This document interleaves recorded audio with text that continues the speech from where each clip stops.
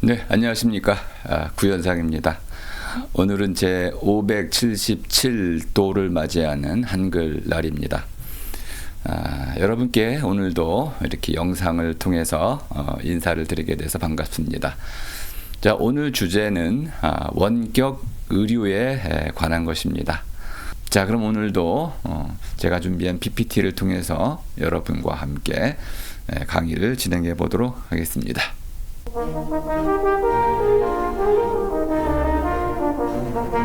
자, 비대면 진료 또는 원격 의료를 받는 장면을 여러분이 보실 수 있습니다. 먼저 환자가 지역 보건센터에 오셔가지고 현지 의사가 여기 한 분 계십니다. 멀리 이제 대학병원의 의사가 원격지 의사로 자리를 해서 멀리 떨어져 있는 대학병원 의사와 현지 의사, 환자가 가까이 있는 곳에서 의사가 환자를 방문할 수도 있고요. 또는 환자가 의사가 있는 곳으로 찾아올 수도 있습니다. 물론 이제 내용을 보면은 혈압 재고, 혈당 재고 이런 것들은 집에서도 분명히 할 수 있는데 현재는 현지 의사라고 하는 간호사도 가능합니다. 현지 의사라고 하는 분이 반드시 참여를 해야만 이렇게 원격 의료가 가동되도록 되어 있습니다. 감염병 예방법 제49조 3에 의해 가지고 비대면 진료를 한시적으로 할 수 있게끔 열어놨습니다. 하지만 의료법은 이것을 지금 현재는 허용하지 않고 있습니다. 자, 그러면 이제 각계 전문가들의 의견을 한번 들어보도록 하겠습니다. 오늘날 우리는 디지털 사회 속을 살아가고 있습니다. 우리가 살아가는 모든 현실은 디지털화 되어 가고 있습니다. 이러한 점은 병원도 마찬가지입니다. 의료업계도 마찬가지입니다. 디지털 기기, 의료 기기들은 아주 빠른 속도로 디지털화 되어 있고 AI 닥터도 등장을 한 상태입니다. 그런데 원격 의료만큼은 현재 전격 도입되지 못하고 있습니다. 왜 그런 걸까요? 이런 부분이 좀 궁금하기도 하고요. 정말 필요한 걸까요? 또 그렇다면은 왜 필요한가요? 이런 것들을 좀 곰곰이 또는 꼼꼼히 살펴본 뒤 무엇이 원격 의료의 도입을 가로막고 있는지 이런 것들을 한번 우리가 깊이 생각해 볼 필요가 있겠습니다.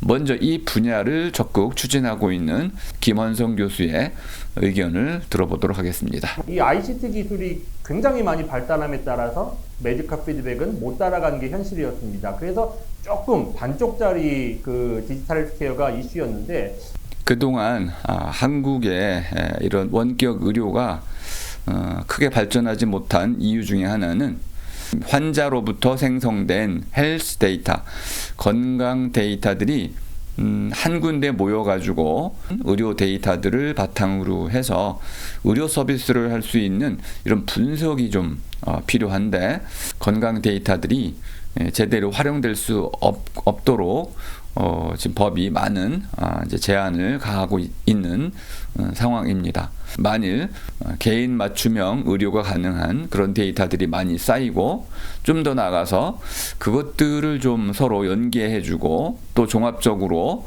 그것을 분석 처리한 뒤에 의사와 병원과 환자 이 모두가 함께 이 의료 데이터들을 공유하는 가운데 그 분석 결과를 바탕으로 해서 서로가 신뢰관계 속에서 진료를 할 수 있다고 한다면은 아마 원격 의료가 본격 시행될 수 있지 않을까. 요즘에 머신러닝, 딥러닝 같은 여러 가지 인공지능 분석 방법이 뛰어나지기 시작하면서 이런 PGHD 데이터를 분석을 해서 환자들에게 메디컬 피드백을 해주기 시작합니다. 의사들이 직접 보고 메디컬 피드백을 해주는 게 아니라 이 데이터를 분석해서 그 데이터만으로 환자들에게 피드백을 해주는 거죠. 사실 요즘 의사들이 하는 주된 업무는 다양한 방식으로 의료기기들을 통해 가지고 모아진 환자의 이런 의료 데이터, 건강 데이터 또는 진찰 데이터 이것들을 모아가지고 판독하고 분석한 뒤에 그것을 진단하고 그 진단한 결과를 가지고 거기에 맞는 치료를 제안하고 또 이제 처방하고 또는 이제 시술이나 수술을 하는 이런 과정이기 때문에 그 단계 내에서 가장 중요한 판독과 분석은 원격 의료로도 충분히 가능하지 않겠는가. 그리고 원격 의료를 통해 가지고 진료와 처방이 된다면 환자가 굳이 병원까지 가지 않더라도 필요한 약을 충분히 처방받을 수 있지 않겠는가. 물론 이제 시술을 받는다든지 수술을 받는다고 한다면은 당연히 병원에 가야겠죠. 그런 경우가 아니라면은 환자들로서는 아주 편리하게 어떤 건강을 지켜나갈 수가 있을 것입니다. 전통적인 디지털 헬스케어가 피지션 드라이븐 메디컬 피드백, 의사 중심의 메디컬 피드백이었다라고 하면 최근에는 의사 중심이 아니라 이런 데이터 드라이븐 메디컬 피드백으로 바뀌었다라는 것. 잉글리시로 피지션이라는 것은 몸이 저절로 이루어지는 어떤 현상들을 그것을 다루는 그런 사람이다. 사람의 몸에서 이루어지는 물리적인 어떤 현상들을 다루는, 특히 이제 고치는 것을 목표로 하는 사람들도 피지션이라고 합니다. 그러니까 닥터하고 좀 다른 것이죠. 닥터라는 것은 어떤 학문적인 영향력을 이제 갖추고 있는 그런 사람을 말하는 반면에 피지션이라는 것은 몸에 저절로 이루어지는 여러 현상들을 바탕으로 몸을 고칠 줄 아는 사람이다라고 할 수 있을 테고요. 자, 오늘날에는 데이터를 가지고 분석을 한 뒤에 그걸 가지고 뭐 심지어는 이제 로봇을 통해서 시술도 할 수 있는 뭐 이런 시대가 왔기 때문에 이런 판독과 분석, 데이터 분석이 좀 중심이 되는 그런 의료 체계로 바뀌어가고 있다. 그렇다면 이제 원격 의료의 필요성은 점점 더 높아지고 있다. 이렇게 볼 수 있겠습니다.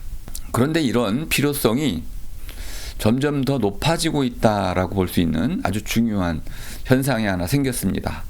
자, 강연을 통해서 잠깐 살펴보도록 하겠습니다. 사스 바이러스가 2002년도에 전 세계적으로 창궐을 했죠. 1997년에 조류 독감, 그리고 신종 플루, 또 메르스, 뭐 이런 것들은 금방 여러분이 아실 수 있겠죠. 전염병들이 많이 생겨나고 있다. 그리고 우리가 겪었던 코로나 바이러스가 물론 이제 과거에도 쭉 있었던 것인데 새로운 변종, 전염성이 아주 강한 그런 이제 코로나 바이러스, 전 세계가 그걸로 큰 고통을 받았던 기억이 아주 생생합니다.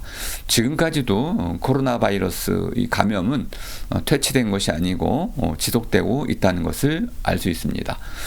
전염병이 줄어들지 않고 다양한 종류의 전염병들이 계속 이어달리기를 하고 있고 점점점 현대로 올수록, 최근으로 올수록 그 전파력이 좀 더 빠르고 또 널리 확산되는 경향을 알 수 있습니다.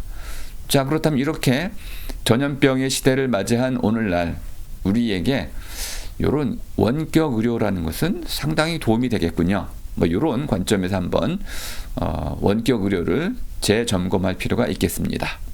자, 21세기 들어 바이러스에 의한 전염병이 3년에서 4년 주기로 새로운 바이러스들이 계속 나타나고 있다.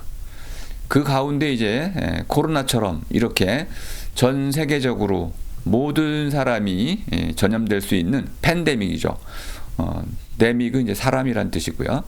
팬은 모든 사람이니까 단순히 어떤 특정 지역이라든지 또는 몇몇 사람 또는 어떤 종류의 사람, 뭐 젊은이, 어린이 또는 이제 뭐 노인 이런 식으로 특정 계층과 연령 또 지역에 국한된 사람들에게만 퍼지는 것이 아니고 감염되는 것이 아니고 인류 전체에게 전염되는 이것이 팬데믹인데요. 이 모두에게 모든 사람에게 전염되는 이러한 감염병이 3에서 4년 주기로 지금 등장할 위험이 높아지고 있다. 자, 그렇다면 대면 진료만으로 과연 사람들을 이런 전염병을 치료할 수 있겠는가? 그렇지 않다면은 우리는 비대면 진료 또는 원격 의료를 통해서 이런 감염병을 좀 더 잘 대응할 수 있지 않겠는가? 이건 당연히 우리가 한번 고려해 볼 만한 사항이라고 볼 수 있겠습니다.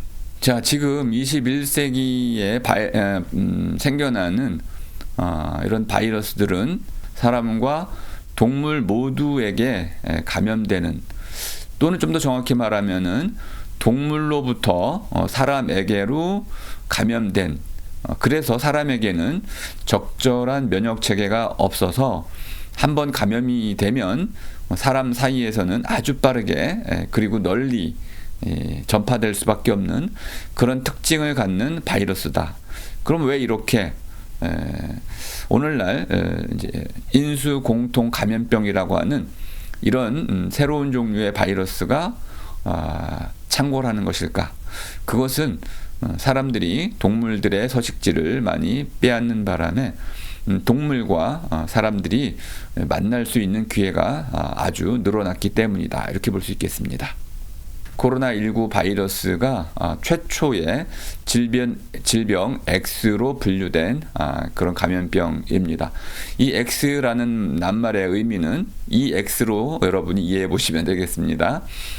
무엇이 들어갈지 모르겠지만은 알려져 있지 않은, 지금까지 우리에게, 인류에게 알려져 있지 않은 그러한 새로운 바이러스가 나타날 수 있다는 뜻입니다. 우리가 이미 알고 있는 것들은 쉽게 진료하고 또 처방하고 그것을 퇴치할 수 있겠지만은 인류가 아직 모르고 있는 그런 새로운 질병이라고 한다면 그것은 상당히 많은 이제 환자들을 낳을 테고 많은 분들이 사망하거나 또는 큰 후유증에 시달릴 수 있는 그런 대단히 위험한 질병이 될 것이라는 것을 알 수 있습니다. 자, 질병 X가 비롯돼 나오는 숙주를 좀 살펴보면요, 기본적으로는 모두 박쥐로부터 비롯됐다는 것을 알 수 있습니다.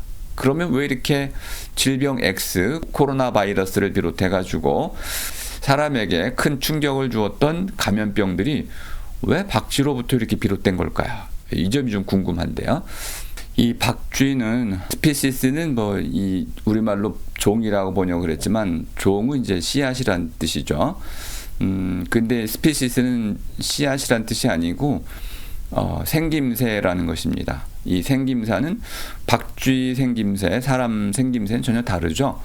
이렇게 생김새에 따라서 동물들을 좀 갈라 나눌 때 첫 번째 우리가 판단하는 서로의 다름을, 이러한 동물과 저런 동물을 구분할 때, 갈라 나눌 때 가장 먼저 우리가 확인해 보는 것이 생김새죠.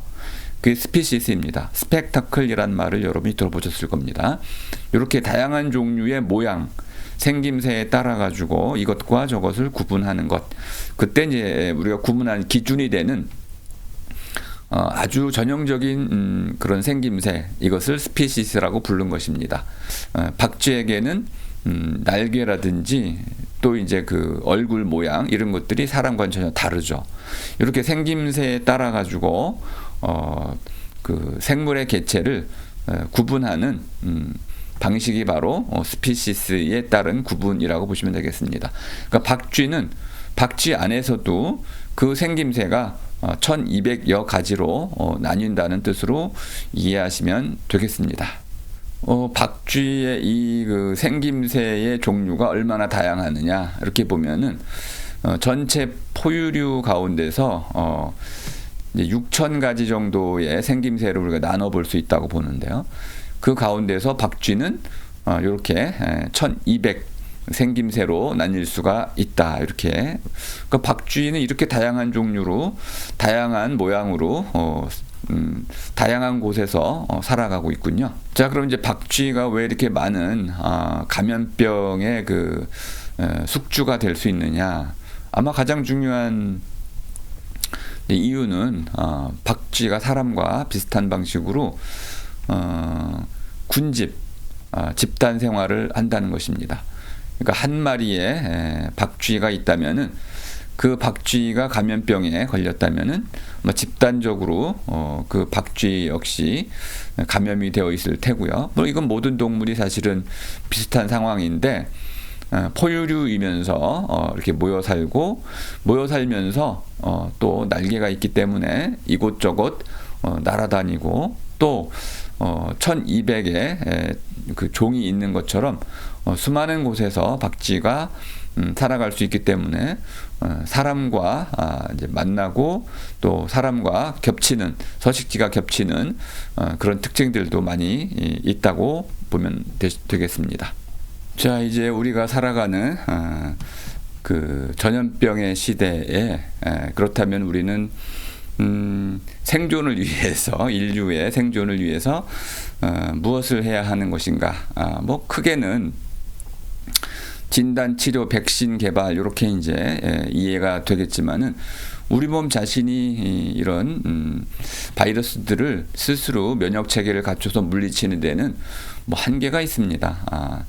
뭐 오랜 시간 진화해 간다면 물리칠 수 있겠지만은 그 물리치는 과정 속에서 수많은 희생자들이 나올 수밖에 없기 때문에 그건 선택하기엔 좀 어려울 테고요. 그럼 가장 먼저 해야 되는 것은 어떠한 바이러스가 창궐했느냐, 그것을 빨리 진단하고 어떻게 치료할 것인지를 잘 살핀 뒤에 치료를 좀 한 뒤에 우리의 면역 체계를 좀 강화하는 백신을 개발하는 것, 이것이 중요하고요. 또 좀 더 나아가면은 결국 모든 바이러스는 외부로부터 들어오는 것이니까 그 외부로부터 바이러스가 들어오는 것을 차단할 수 있는 손 씻기라든지 이런 개인 위생을 철저히 한다든지 먹거리를 잘 우리가 이제 위생적으로 관리한다든지 좀 더 나간다고 한다면은 이 동물의 서식지를 좀 더 그들의 서식지로서 보존해주고 더 이상 그들의 서식지를 파괴하지 않는, 그래서 동물들이 인간들이 사는 곳으로 접근하지 않도록 하는 것도 굉장히 중요한 한 방법이라고 볼 수 있겠습니다. 이제 오늘의 주제 가운데 이제 디지털 시대와 가장 연결되는 접목될 수 있는 그런 이제 내용을 한번 살펴보도록 하겠습니다. 디지털 시대에는 결국은 플랫폼 이제 경제로 옮겨갈 수밖에 없겠죠. 사람들이 무엇인가 인터넷상에서 온라인상에서 모이고 또 여러 가지 정보를 주고받고 또 나름대로 커뮤니티를 형성할 수 있으려면은 그런 플랫폼, 사람들이 오르고 내릴 수 있는 그런 광장과 같으면서도 큰 컨퍼런스 홀과 같은 이런 모이면서 또 저마다 각자 자신들이 원하는 방식으로 작은 세미나 또는 개인적인 만남 또 1대1 만남 등을 해 나갈 수 있는 그런 이제 플랫폼이 필요합니다. 물론 이런 플랫폼 자체가 치료를 하는 것은 아닙니다. 이 플랫폼은 그건 치료를 이제 도와주는 도우미 성격을 갖고 있습니다. 근데 이런 도움이 없다면은, 플랫폼들이 없다면은 환자와 의사가 1대1로 만나서 또는 의사들도 본격적으로 이런 환자들로부터 생성된 이런 데이터들을 분석하고 그걸 가지고 여러 가지 약을 처방하거나 또는 다양한 진단을 내릴 수 있는 뭐 이런 장이 없다 보니까 원격 의료는 실질적으로는 좀 어렵다고 볼 수 있겠습니다.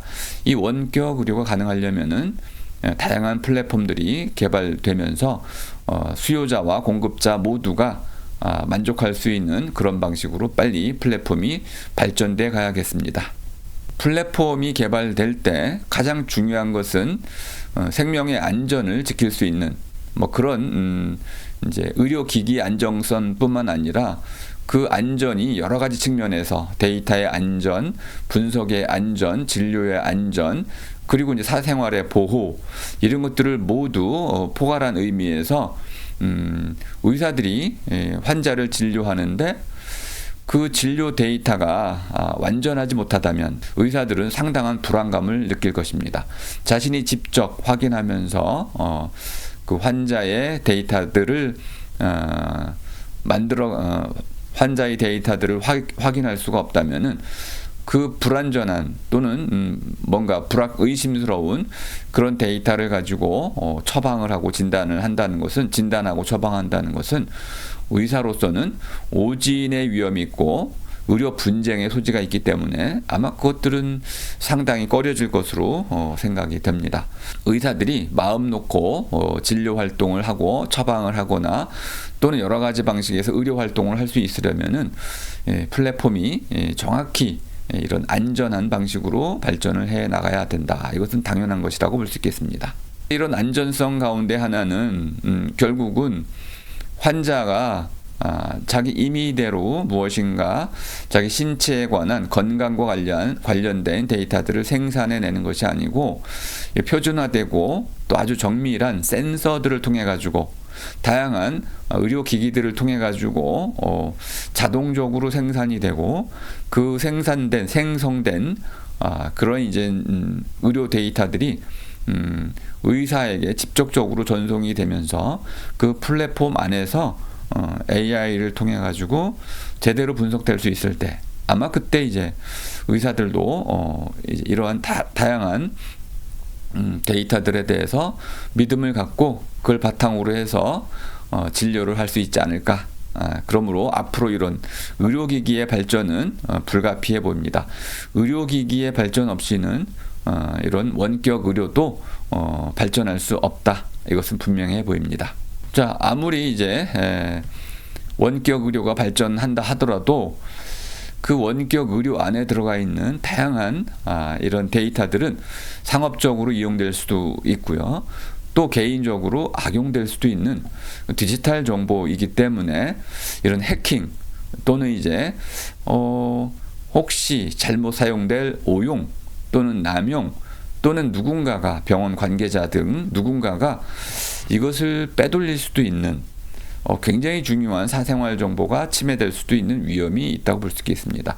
이런 것들을 막을 수 있는 정보 보안이 반드시 선행되어야 합니다. 아마 앞으로 블록체인이라는 기술을 적극 활용한다면은 이런 해킹 위험은 사라질 테고 블록체인 기술에 기반한 의료 서비스는 아마 의료인 모두에게 큰 안정감, 환자들을 안심시켜 줄 수 있을 테고 의료 산업이 원격 의료가 발전하는데 굉장히 중요한 역할을 할 수 있을 것이라고 봅니다. 원격 의료가 실질적으로 우리 삶에 도입이 된다면 우리 강의에서도 아주 강조했던 디지털 트랜스포메이션이 이루어지는 한 축이 될 것이다. 의료 분야에서 디지털 대전환이 일어난다고 한다면은 AI 닥터와 같은 이런 방식으로 사람과 AI 의사가 협진하는 가운데 또 로봇 의사들이 나와가지고 실제로 원격 수술과 같은 것들도 해낼 수 있을 테고 이렇게 된다면은 아마 의료의 질이 상당히 높아질 뿐만 아니라 많은 분들이 아주 손쉽게 질 높은 의료 서비스를 아마 이제 혜택을 입을 수 있을 것이다. 이렇게 볼 수 있겠습니다. 결국 디지털 시대에 들어왔더니 직관적으로 이해할 수 있는 내용들은 별로 없고 우리가 많은 공부를 통해서만 이해할 수 있는 그런 개념적인 삶이 펼쳐진다는 것을 알 수 있습니다.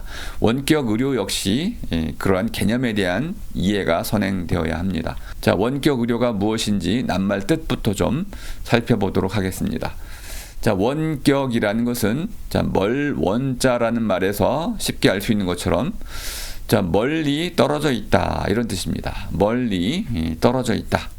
격이라는 것은 사이가 멀리 벌어져 있다 이런 뜻이니까 원격이라는 것은 멀리 떨어진 곳에서 이런 뜻입니다. 멀리 떨어진 곳에서 우리말로는 멀리서 이런 뜻이군요. 의료할 때 의는 몸에 좋고 나쁨을 살펴서 그 아픈 곳을 다스려서 고친다 이런 뜻이군요. 보통 이게 술을 뜻하는 술 주자가 들어있죠. 화살을 맞아서 침대에 누워 있는 사람이 열이 끓고 신음을 하고 있겠죠. 그런 사람의 몸을 잘 살펴가지고 아픈 곳을 좀 잘 다스려가지고 술이라는 것은 약을 의미하는 것으로 보시면 되겠습니다. 거기에 맞는 치료를 해가지고 병을 낫도록 고치는 것, 이것이 바로 의란 뜻입니다. 료자 역시 병 고칠 료자라고 보시면 되겠는데요. 앓는 몸을 바로 잡아서 고치는 것이다, 이렇게 이해하시면 되겠습니다. 그러니까 의라든지 류라는 것은 결국 어떠한 화살을 맞는다든지 또는 어떤 다친다든지 하는 방식으로 아픈 경우와 이런 어떤 감기에 걸렸다든지와 같은 방식으로 아픈 경우, 어쨌든 둘 다 아픈 경우에 그 아픈 곳을 잘 다스려 가지고 또는 앓는 몸을 바로잡아서 고치는 것, 건강하게 만드는 것, 이것을 이제 의료라고 할 수 있겠습니다. 진료라는 것은 어디가 아픈지 잘 살펴보아 가지고 아픈 데를 고치는 것을 진료라고 할 수 있습니다. 그 의료든 진료이든 기본적으로는 잘 살펴서 아픈 곳을 건강하게 고친다, 이런 뜻이군요. 근데 진찰까지 하면은, 진찰은 아직 고치는 건 아니고 살펴본다는 정도로 이해하시면 되겠습니다. 치료하면은 다스려서 고친다, 이건 수술을 주로 이해하시면 되겠습니다. 치료라는 것은 병이라든지 약이라든지 또는 수술 등을 통해 가지고 다스려 가지고 고치는 것은 치료입니다. 자, 메디신이라는 것은 우리말과 똑같이 진료란 뜻입니다. 메디슨은 병을 낫게 하거나 고칠 줄 아는 기술을 뜻하는 것입니다. 낫게 하는 것, 이것이 바로 메디슨입니다. 반면에 피지션 하면 몸을 고쳐서 아픈 데가 저절로 낫게 해주는 것. 자, 아픈 데가 저절로라는 말에 저절로가 바로 피지션의 뜻입니다. 저절로 낫게 해주는 것. 몸이 저절로 낫지 않으면 결국 건강을 회복할 수는 없는 것이죠. 자, 근데 원격 의료의 뜻매김을 한번 살펴보도록 하겠습니다. 우리나라 의료법에 따르면 원격 의료는 정보통신기술을 활용하여 먼 곳에 있는 의료인에게 의료 지식이나 기술을 지원하는 것으로 명시되어 있습니다. 사실 굉장히 애매한 표현이기도 하는데요. 정보통신 기술을 활용한다는 것은 이제 스마트폰이라든지 컴퓨터, 인터넷을 활용한다는 뜻이 되겠습니다. 먼 곳에 있는 의료인에게 이제 의료 지식을 전달하거나 기술을 지원하는 것. 그런데 이때 이제 중요한 것은 직접 하는 것이 아니고 현지 의사라는 현지 의사의 도움을 받아서 해야 된다는 것입니다.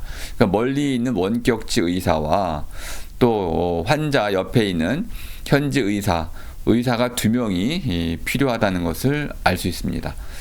자, 환자의 편리성을 위해서 의사 2명이 동원이 되어야 한다는 것을 알 수 있습니다. 이건 조금 한편으로는 원격 의료를 좀 어렵게 하는 내용이 될 수도 있겠습니다. 잉글리시로는 텔레메디슨이라고 간단히 쓸 수 있습니다. 텔레라는 말은 텔레비전이란 말에 잘 나타나 있습니다. 텔레는 멀리, 비전은 보기, 멀리 보기입니다. 텔레메디신 하면 멀리서 병을 살펴서 고치는 것, 멀리서 고치기, 이 정도가 되겠습니다. 자, 원격 의료의 유형을 한번 살펴보도록 하겠습니다. 이 정도를 살펴보면 한국이 어느 수준에서 원격 의료를 지금 시행하고 있는지를 알 수 있습니다. 첫 번째는 원격 지원입니다. 우리가 이제 119가 출동했을 때 어떤 위급한 상황에서 병원에 있는 의사와 휴대폰을 통해서 연결해 가지고 119 구급대원이 또는 환자 자신이 의사라든지 또는 119 이제 대원의 도움을 받아 가지고 의료를 시행하는 이런 과정이 원격 지원입니다.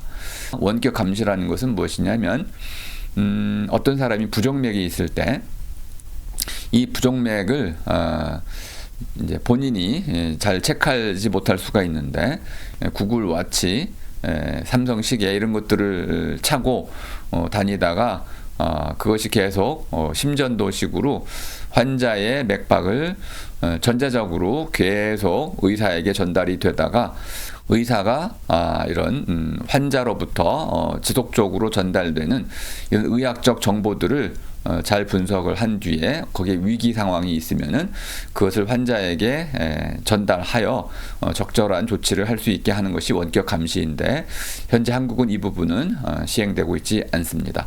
자, 원격 상담이라는 것은 코로나19 때 우리가 전면적으로 한번 시행했던 그런 내용과 관련돼 있습니다. 환자가 인터넷을 통해 가지고 의사로부터 직접 여러 가지 의료 정보를 얻거나 또는 진단 결과에 따른 여러 가지 처방, 약 처방도 받을 수 있었던 내용이 바로 원격 상담이 되겠습니다. 이건 뭐 진료의 한 방식으로 보셔도 되겠습니다. 네 번째는 이건 의사들 사이에서 현지 의사가 있을 때 그 현지 의사가 수술을 한다든지 진찰을 할 때 원격지 의사가 그 현지 의사를 도와가지고 자문을 해주는 정도가 되겠습니다. 그러니까 우리 환자와 관련해서 보자면은 원격 지원과 원격 상담이 실질적으로 원격 의료의 혜택에 해당된다고 볼 수 있겠습니다. 자, 원격 의료를 할 경우에 이런 단계를 거쳐야 되겠습니다. 왜 이 문제가 이제 복잡해지냐 하면 실제로 의료비가 좀 비싸다 할 경우에는 어떤 A라는 환자가 B라는 환자의 아이디를 가지고 진료를 받을 수가 있습니다. 그럼 이 원격 의료를 통해 가지고 아주 비싼 진료를 받을 수 있는데 이 신원 확인이 안 된다면은 한 사람이 엉뚱한 이제 공짜 또는 이제 여러 가지 방식으로 저렴하게 이제 진료를 받을 수 있는 일이 있기 때문에 이런 것들이 신원 확인이 반드시 필요하다는 것입니다. 또 하나는 그 원격 의료를 시행하는 이 의사가 원격 의료를 할 경우에 환자가 좀 다양한 방식으로 의료의 질이 좀 떨어질 수 있다는 것을 좀 알려드려야 되고, 만일 그렇다면 그에 대해서 적절하게 환자가 판단할 수 있도록 해 주어야 한다. 원격 의료라는 것이 과연 환자에게 도움이 되는 것인지 아니면 오히려 해가 되는지 이런 것들을 환자가 좀 정확히 판단할 수 있도록 원격 의료의 질을 정확히 설명할 필요가 있다. 또 이제 원격 의료가 제대로 수행이 되려면은 당연하게도 원격 의료에 필요한 이런 데이터들이 생성될 수 있는 이 장비가 갖춰져 있어야 합니다. 그리고 그 장비가 제대로 작동이 되어야 그 장비가 제대로 작동이 되어야 하며 그것이 신뢰할 만한 것이어야 하겠죠. 자, 이 원격 의료에 필요한 장비가 잘 갖춰져 있는지 이것도 상당히 중요한 내용이라고 볼 수 있겠습니다.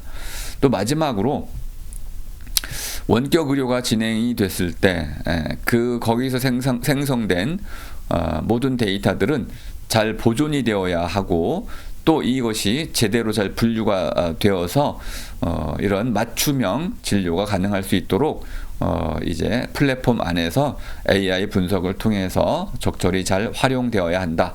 그리고 그것이 보안이 철저히 지켜져야 한다. 이것은 당연하지만 잘 지켜지지 않을 수 있는 그런 요소라고 볼 수 있겠습니다. 이것을 원격 의료의 윤리라고 이해하시면 되겠습니다.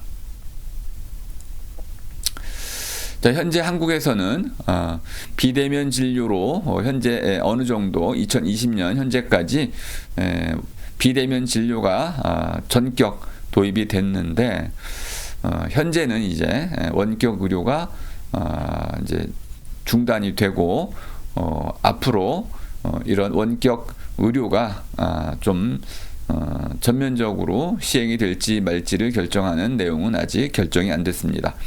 한국에서는 비대면 진료를 성공적으로 수행한 경험이 있지만은 이것이 현재는 종료가 됐고 원격 의료가 제대로 도입이 되기 위해서는 정부와 그리고 병원단체, 의사협회, 그리고 이제 시민들 사이에 적절한 이런 합의가 도출되어야 할 것이라고 봅니다.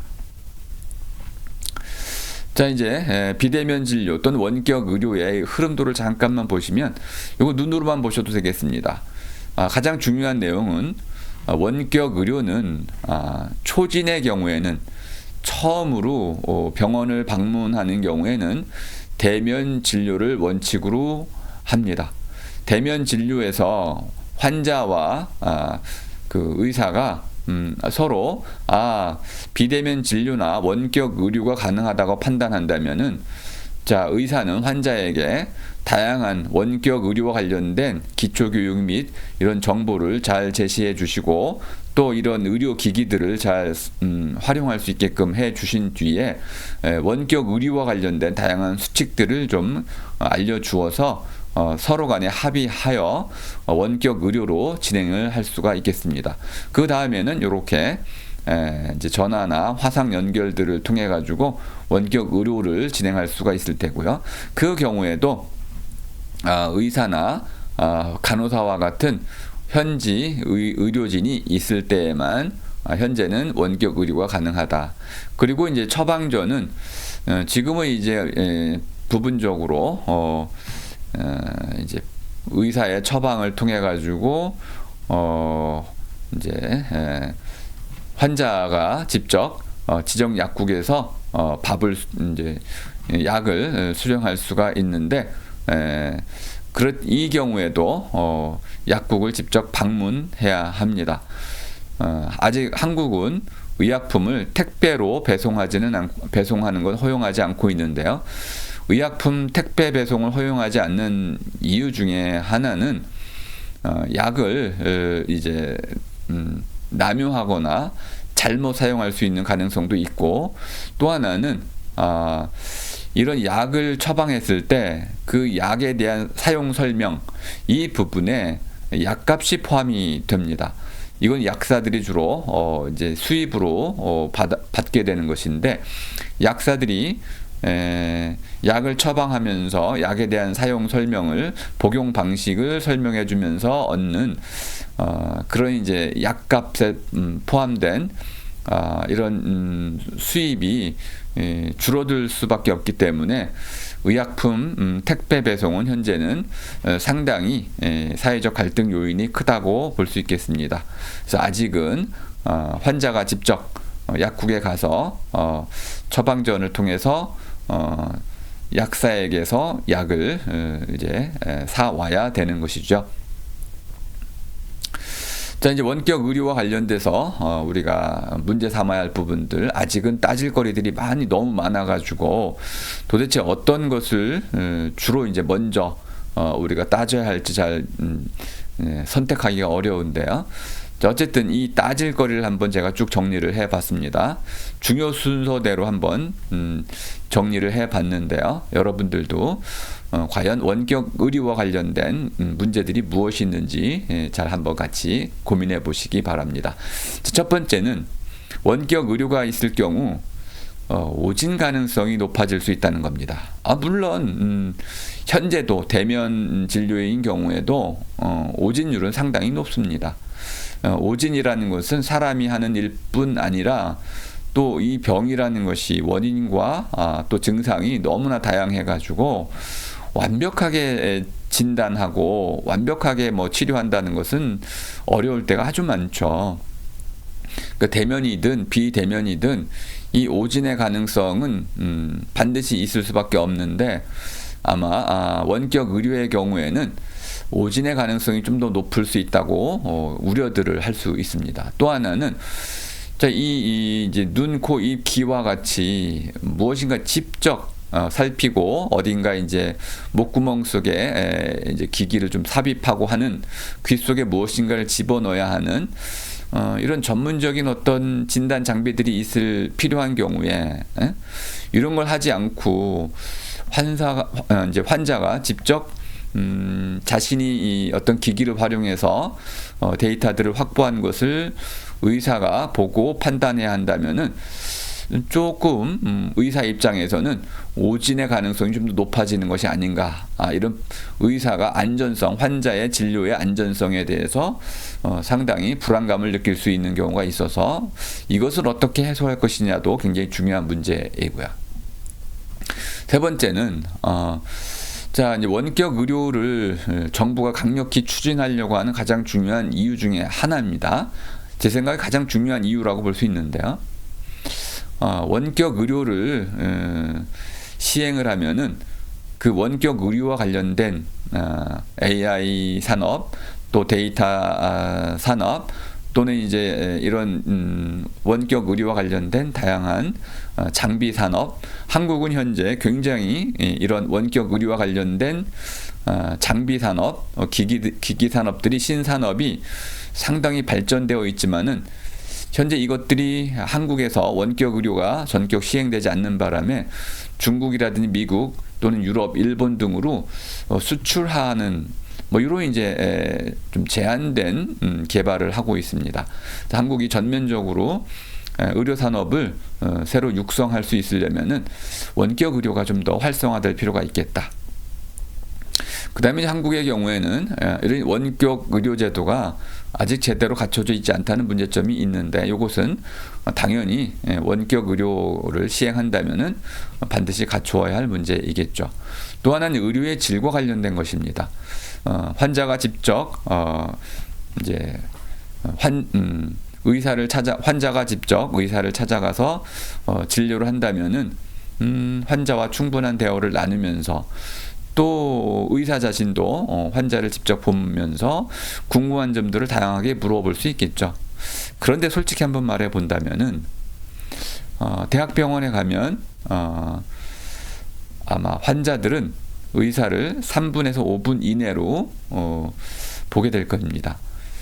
그러니까 대학병원에서 의사가 환자를 진료하는 시간은 3분에서 5분 이내입니다. 이거하고 그냥 이제 원격 의료를 통해서 이제 의사와 환자가 대면하는 경우가 크게 뭐가 다를 것인지 이것도 한번 생각해 볼 필요가 있습니다.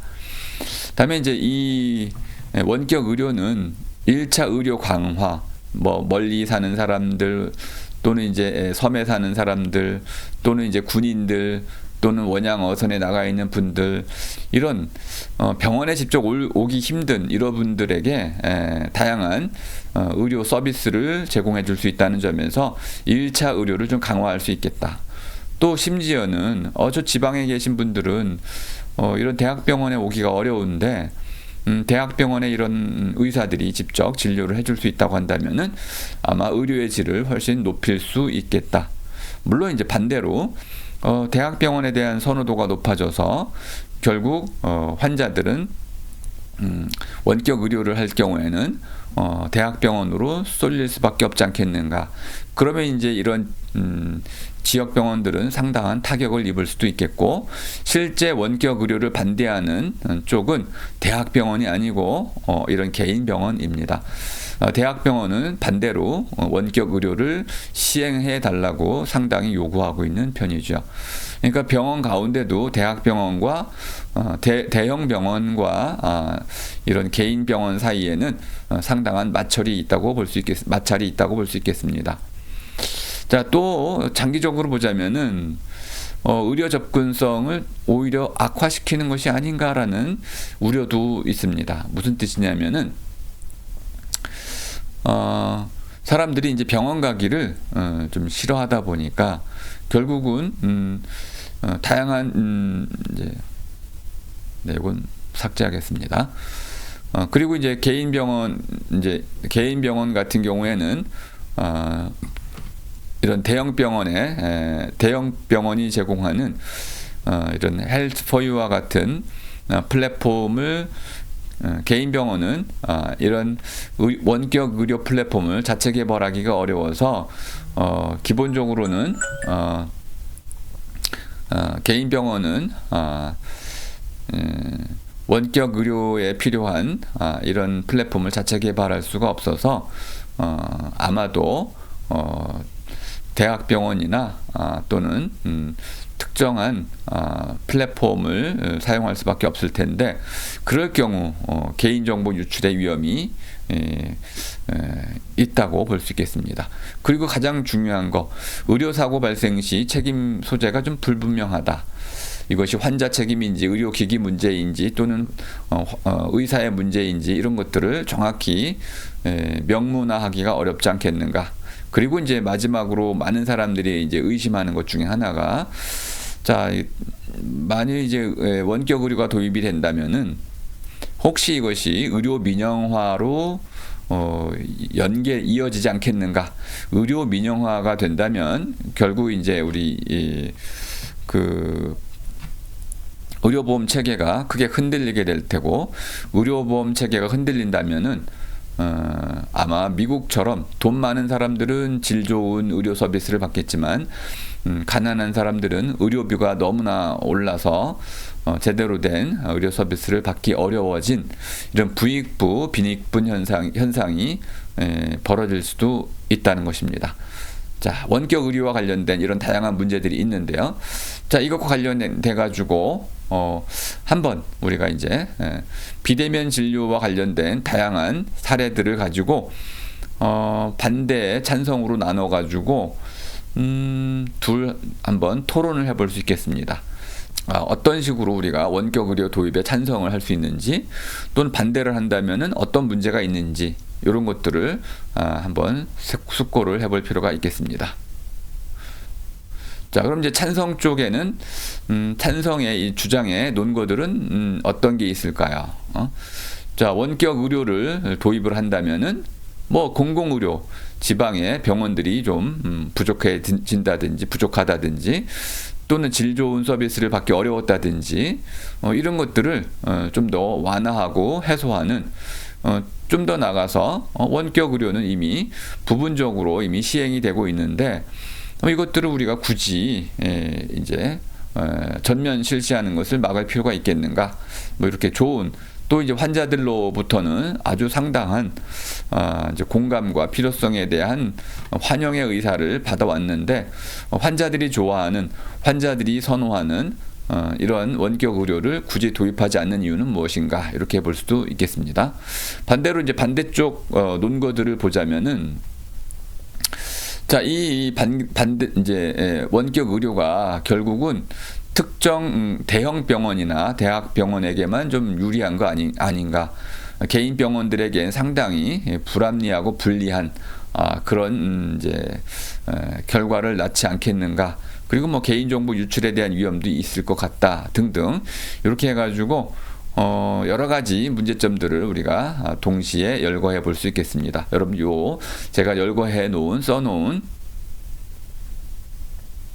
써놓은 이런 논거들을 잘 활용하셔서 대충 원격 의료와 관련된 문제점들을 파악해 보시면 되겠습니다.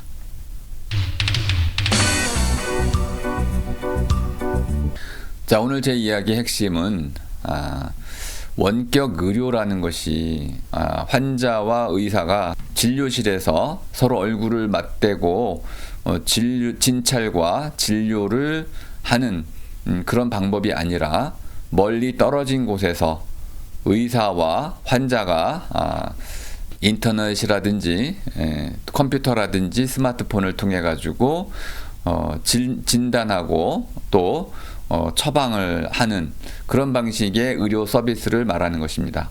병을 고친다는 면에서는 동일하지만은 얼굴을 맞대고 진찰하지 않는 점에서는 큰 차이가 있고 여러 가지 불안감이 있는 것도 사실이지만은, 거꾸로 이야기해서 얼굴을 맞대고 진료하는 이것이 위험한 수준에 오는 감염병 시대에는 오히려 원격 의료가 좀 더 안전하고 또 모두에게 그 편리한 그러한 의료 서비스가 아니겠는가. 병을 치료하기 위해서 우리는 다양한 수단들을 동원할 수 있겠다고 볼 수 있겠습니다. 자, 원격 의료는 이런 감염병 시대에 아주 중요한 진료 또는 치료의 수단이라고 볼 수 있겠습니다. 또 하나는 결국 이 원격 의료를 도입하게 되면 의료 산업이 급성장할 수밖에 없습니다. 의료 산업의 급성장이라는 것은 한편으로는 환자들의 의료 서비스의 질을 높인다는 것이고, 의사들에게는 거꾸로 아주 다양한 의료 데이터들을 확보해서 보다 정밀하고 확실한 그러한 진단과 또는 진찰 그리고 진료를 할 수 있다는 뜻이 되겠습니다. 그 의료 산업의 발전을 통해서 의료 서비스 전체가 에스컬레이트 더 질 높은 수준으로 올라갈 수 있다면은 우리는 원격 의료에 대해서 좀 더 적극적으로 도입을 고민해 볼 필요가 있다고 보겠습니다. 자, 오늘 제 이야기는 이것으로 마치도록 하겠습니다.